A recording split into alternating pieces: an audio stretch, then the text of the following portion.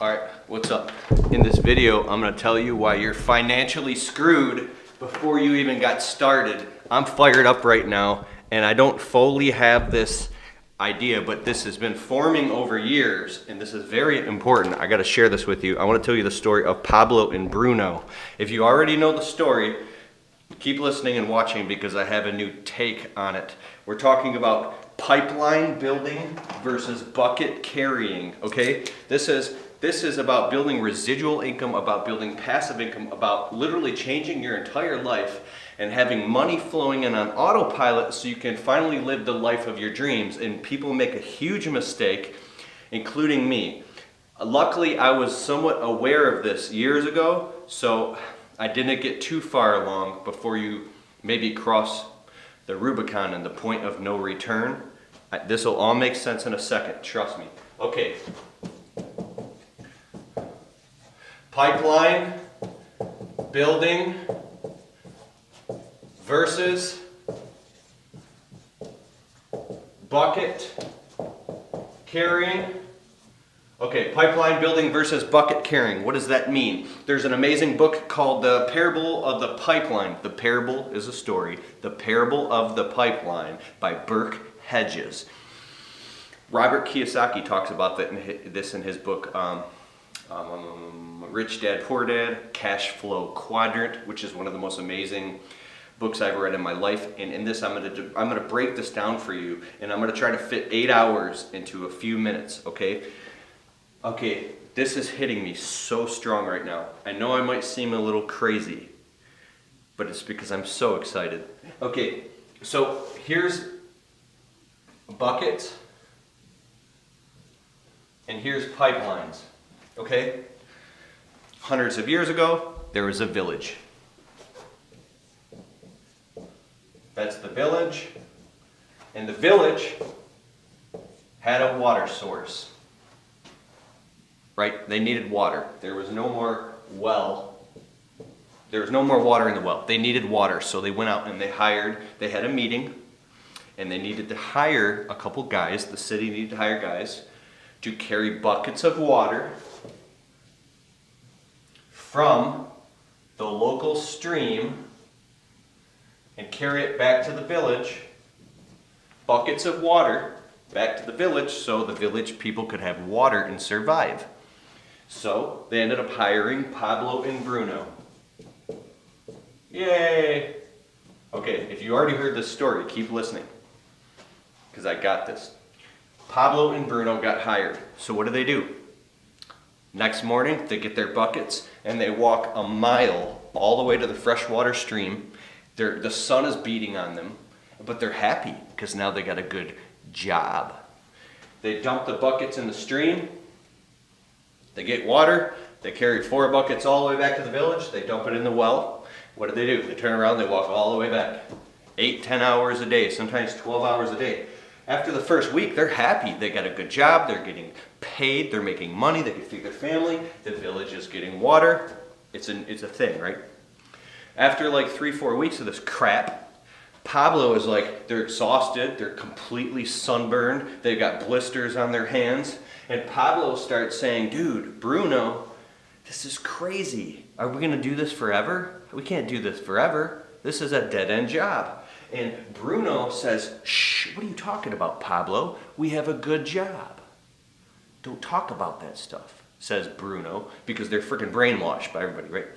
So they go back to the village, and Pablo starts saying these ideas of like, dude, I don't want to do this crap anymore. There's got to be a better way. A better way. I don't want to do this. And what do they say to Pablo? His family goes, shh, you have a good job, Pablo. It doesn't matter how you feel. It doesn't matter that your skin is boiling off of your shoulders and you're literally dying and you have blisters all over your hands and you're suffering and you hate your life. You have a good job. So you should shut up and keep doing it. So Pablo says, okay, that's the meaning of life. I guess I'm going to grow up now. So he keeps carrying the water, and months go by. And that's his life. Anyways, Pablo has this idea. He says, oh my God, Bruno, what if we build a pipeline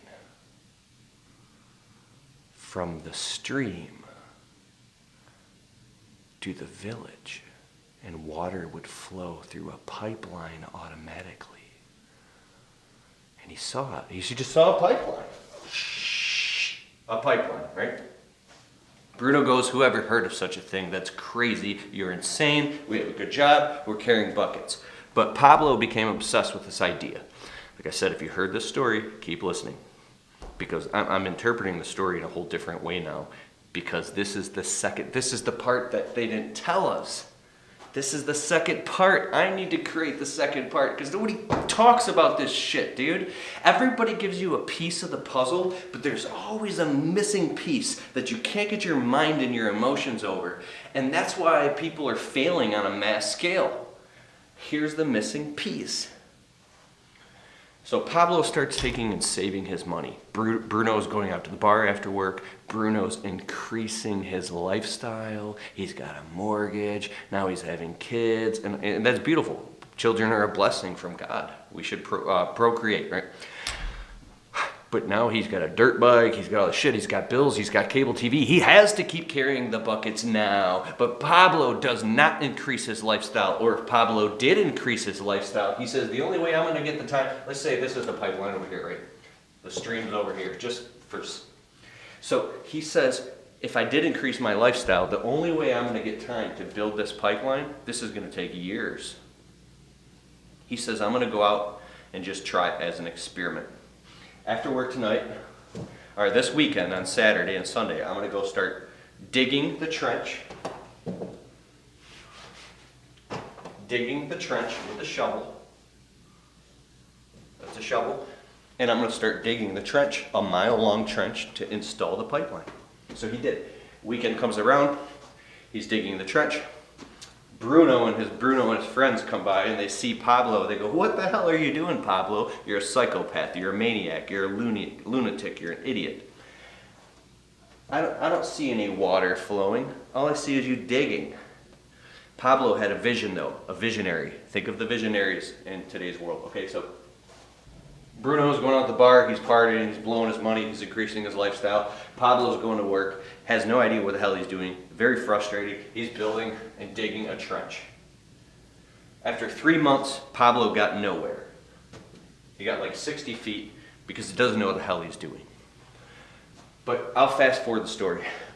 After 2 years, Pablo invests everything on the nights and on the weekends, and now Pablo's getting excited because he sees his pipeline is literally moving into place. He's installing the components, he's putting a filter in, he's putting a pump all the way at the well. And now by this time, even though Pablo's still going to work every single day, Pablo's becoming more excited because he's seeing his vision come into fruition, the fruit of his labor. But Bruno is now completely exhausted and hates his job. He's not going into the bar anymore. He can barely make his bills because he's increased his lifestyle off of bucket carrying. So what would a small business owner do? He'd be like, I know what I'm gonna do. Or you can work overtime. You can carry 4 buckets. Oh, carry more buckets. You can carry buckets until you lose your whole family and you lose everything you have because you're so dependent on the bucket carrying money that you literally, now you got your wife and your kids and people whipping you and beating you, saying, carry more buckets. They're on your shoulders and hanging off of you like leeches and lead weights, and you're carrying buckets, and you could literally die. You're being crucified on a cross carrying buckets because that's what you were fucking brainwashed and brainwashed yourself into believing that's the right way to do the shit. While Pablo's over here digging and making his pipeline, and everybody calls this guy a lunatic. The only way Bruno, because here's what happened. Pablo builds a pipeline, puts it in, the water's flowing, Bruno loses his job, Bruno ends up working for Pablo, and his job is to maintain and tweak the pipeline, once a month when something goes wrong. And now Bruno is getting residual income and he can sit in the Virgin Islands if he wants. But now that Pablo knows how to do it, that 2 years, he compressed that time down into 2 months. Now he could build a pipeline in 2 months. He's going to build pipelines to cities all over the world if he wants. Because it's very hard and arduous to get it going. And here's the problem. You need a little bit of residual income to alleviate the pressure from bucket carrying. You can't just go full-blown residual income unless you make a lot of freaking money carrying buckets. You better make a lot of money or not increase your lifestyle and live very, very, very cheap and take the extra money from carrying buckets. He'll be fucking going around getting, sorry for cussing, I get fired up. Going around drinking Starbucks and wearing nice fancy clothes, buying brand new cars and trucks and houses and furniture and all this crap and going on vacations. Living up here, because eventually you're going to burn out.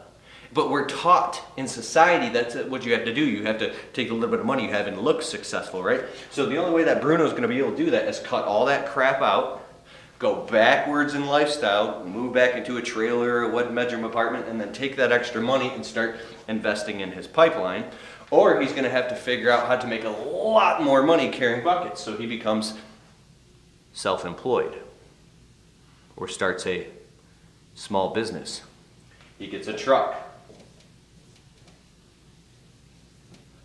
And then he hires guys to carry the buckets. But now he's got to develop systems and protocols and all this crap. Because what are the employees doing? They're kicking over the buckets. They're spitting in the buckets. Quality's going down. They don't care. Bruno's pulling his hair out trying to run a small business now. Now he's got all these trucks and he's realizing it's not working because even though he can kind of automate all these other things, now the government's looking at him. The city, the government saying, well, you got to make sure these employees have payroll taxes, workers' compensation, unemployment, and all this fucking shit. Like, and Bruno's like, what the fuck, dude? Bruno's now doing like, Bruno was doing $100,000 a year.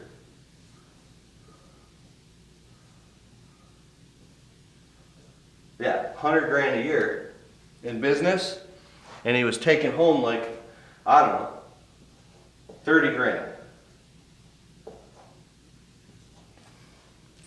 So Bruno's doing $100,000 in business, he's taking home $30,000. But then he hires employees and they're doing a bad job and gobbling up all the profit.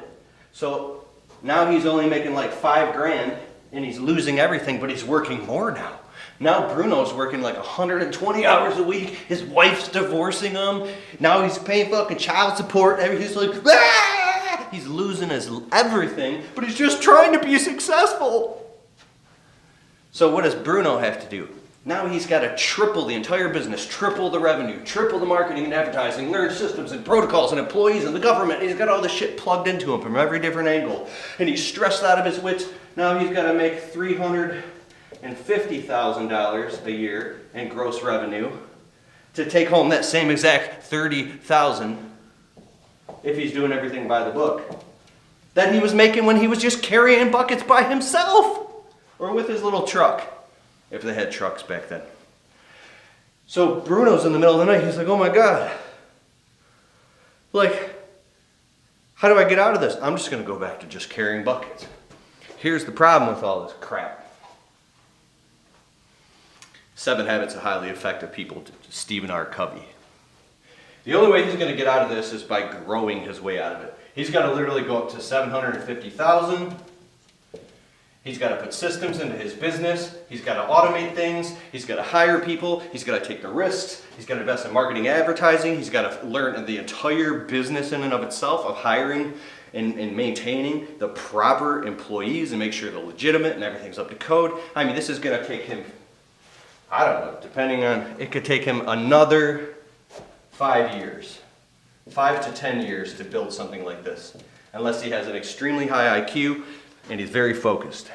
Now, how is Pablo going to do all this or get himself to do all of this if it's not even rooted in his life's deepest calling and purpose and passion?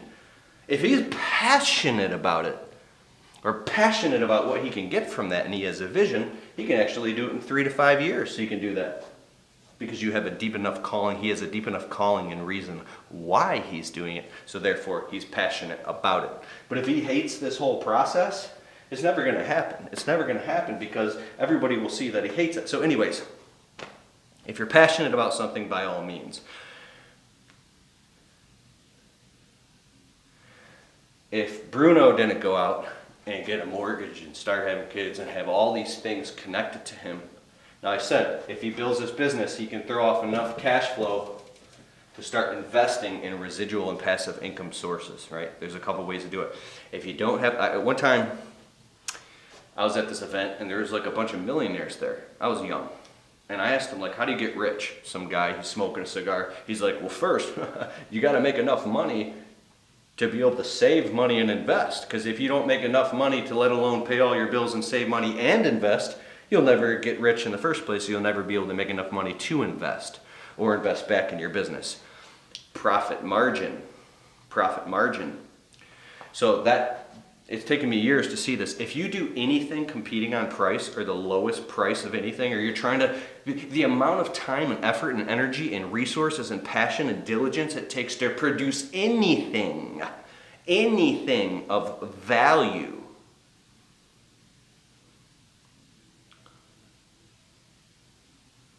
it takes a long time. It takes time to produce anything of value in the physical world. If you're making a 4-course meal and a family's coming over, you just slap it all together, you're like, what are the chances the thing's gonna come out very, very nice? If you build anything, if you design anything, if you create a landscape, if you clean somebody's windows, if you clean their carpet. Tell me what carpet cleaning company, I don't clean carpets, right? But I can only imagine if I hire a carpet cleaning company and it's gonna be like $40 to clean all my carpet in my house, I expect them to come in like and bounce and just do a shitty job. Because if they took their time and did a valuable job and sucked up all that dirt and dirty water and took their time and went over it like this, you can tell. I think carpet cleaning is a great example, right? Because you could do the math. You're like, there's no way that company is making any money. So how can you communicate? Like if I own a carpet cleaning company, I would legit tell my customers, listen, we're the most expensive carpet cleaning company in the area, but like we legit show up. Not only are we licensed and insured, we take our time and we do a thorough job, and you will see it. I'll show a video of an average carpet cleaner. Trust me, I'm not a carpet cleaner. I'm going like this real fast and being in and out and just leaving the carpet wet and just getting the surface stuff. And I'll show a video of our guys going like, thoroughly sucking all that crap up. That's why it's going to be $180, or I don't know what it costs, dude. I don't know. You got a system now, and you can do it faster. But so like, think about how much volume you have to do off of low prices, and how much infrastructure you have to build out, and how much money you have to make to cross the fulcrum to the point where you're actually back into profit if you're competing on low prices. If you buy something that's a really low price, don't expect to get anything of value if you buy the cheapest thing. So I'm really been thinking about value a lot here. I'm getting back to this, right? Value takes time, it takes effort, it takes energy, and it costs more money. So why would you do anything in this world unless you were in a place of complete survival and fear mode and survival mode? Would you do anything for cheap? Because you can't produce great customer service. Right? There was a time in my business where my prices were so cheap and I couldn't even, it hit me. I was like, oh my God, I literally don't have time to give good customer service. And I was doing it anyways. So this is where you'll sacrifice yourself, your health, your sleep, your family, your marriage, everything, because you got too low of prices. You'll say, yeah, but everybody else is charging low prices. So I have to do this. I have to sacrifice everything to make this work. Well, if you don't find a way quick to separate yourself and only go towards the top 10% of the market, here's a pyramid. The top 10% is the affluent buyers who are willing to pay for higher quality, better communication, and consistency, reliability. You're just going to be like, it's extremely risky and dangerous to be the lowest priced person. Extremely. And to be the highest priced person, either you got to find out a way to make that shit work, or you need to get out quick, or change or pivot what you're doing and move towards the highest part of the market, or find out a way to upsell, cross-sell, downsell, or create packages or something, or else you're going to fail, or you're going to figure out how to keep it going, and then you're going to lose your marriage, you're going to lose your health, you're going to have bags under your eyes, and your life is going to be a living hell, right? So however long you want to suffer this thing out, because if you keep trying to live in a fiction and change like what's the real issue, That's what people get stuck in, this dichotomy in their business where they're pulling the hair out like Bruno with the bucket carrying, saying, there's got to be a way I could carry more buckets. I could teach them how to carry. So people who finally see this, they start investing money and time on the nights and on the weekends into building a pipeline. But I'm telling you one thing, you go to work to start building a pipeline and you're down there digging, you're like, oh my God, I'm not carrying buckets right now. I'm not making any money. I'm investing my time and money into something that could literally take 1, 2, 3, 4, 5, 10, 15, 20 years to bring me money, and I have no proof. See, when you carry buckets, it's right now money. You've been conditioned and trained that you're gonna carry that bucket, you're gonna get paid. I need money now. Because if Pablo wasn't working carrying buckets all damn day and then going out at night and on the weekends, being very sure and building healthy boundaries with people around him, saying, no, I love you and I'll hang out with you once every other week on a Sunday for 2 hours, but I'm not hanging out every day. I'm not doing this, I'm not doing this. All you people, because all the people that are jumping all over Pablo's ass and riding his ass saying, he's a bad father, he's a piece of shit. Okay, if Pablo starts going to church on Sundays, well, you're not going to the Wednesday night Bible study and the Thursday night Bible study, and now you need to start a church group and do all these things. You need to be there for me. Now Pablo is the biggest piece of shit in the world. Watch this. Pablo is the biggest piece of shit in the world because Pablo is investing in the future. His wife's punching him in the head. His kids hate him. He's a bad father. He's still doing the right thing, but his fathers disown him. But what happens when Pablo finally finished building the pipeline? It takes a lot of hard work and tenacity and a lot of time to do this shit. And they're calling him nuts. Why don't you be like Bruno? Why don't you be like Bruno? We're riding on Bruno's back and we're punching him in the head and we're whipping him and we're beating him. Why don't you be like Bruno? Bruno makes good money. Bruno's got bags under his eyes and he's like, oh my God, I hate my life. God, please take me. Please take me, God. They don't see that. They don't see that because they're not the one carrying the buckets. They're the critics, right? But Pablo's smarter than that. Why don't you fucking be like Bruno? No. Screw your dreams. You need to be like Bruno. You're Bruno. You were born a Bruno. You're always gonna be a fucking Bruno.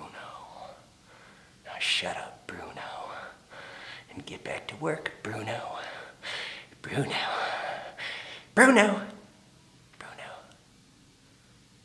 Now, but Pablo, what happens when Pablo drops in the pipelines in the bucket, dog? Money's flowing.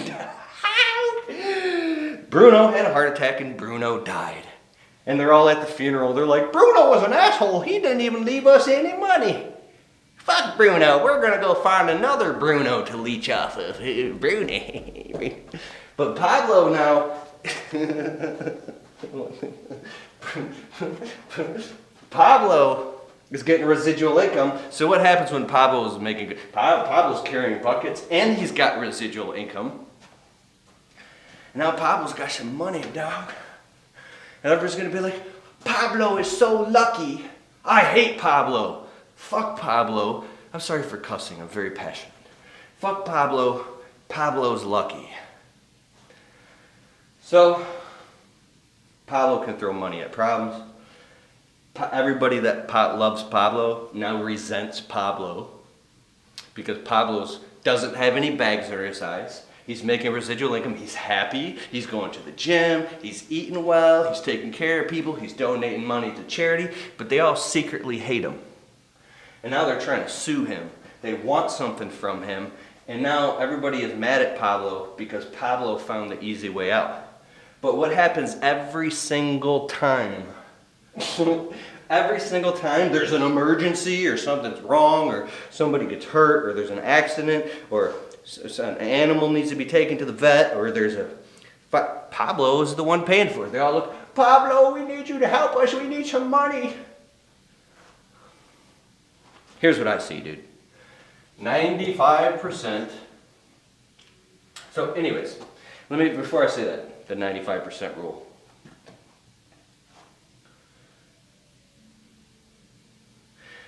If you try to sit down and do something that's not making you money right now, it's going to test you very hard. It's going to be scary as hell. But if you've seen somebody else do it that makes it look easy, but they're making residual income, they found out how to invest in real estate, they found out how to build pipelines or whatever they're doing something that you don't see, or they're doing it different.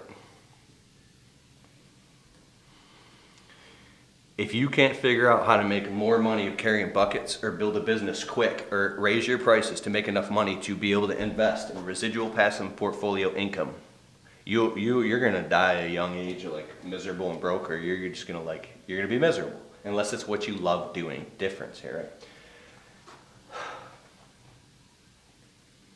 It takes a certain type of person who's been through enough pain and hell to really, really see it clear that it's an emergency to create passive and portfolio income. Because I'll tell you one thing, imagine somebody that you love dies.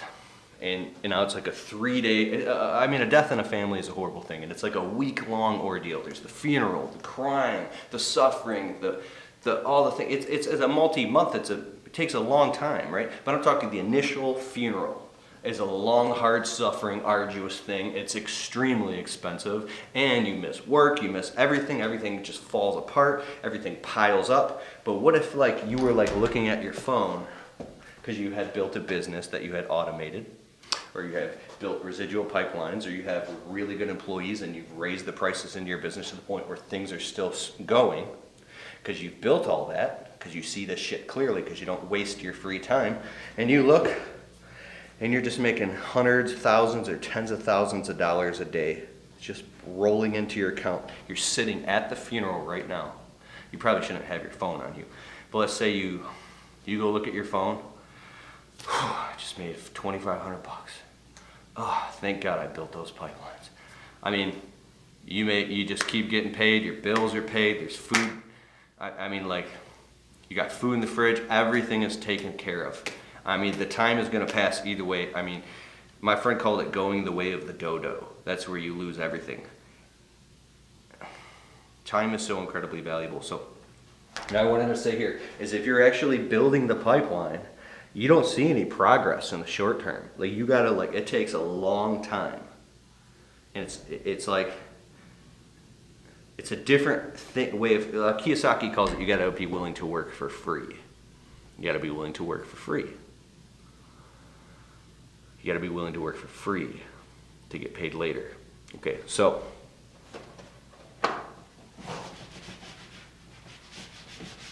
the 95% rule. The reason I'm showing you all this is to get crystal clarity. When you get really clear about how serious this is and you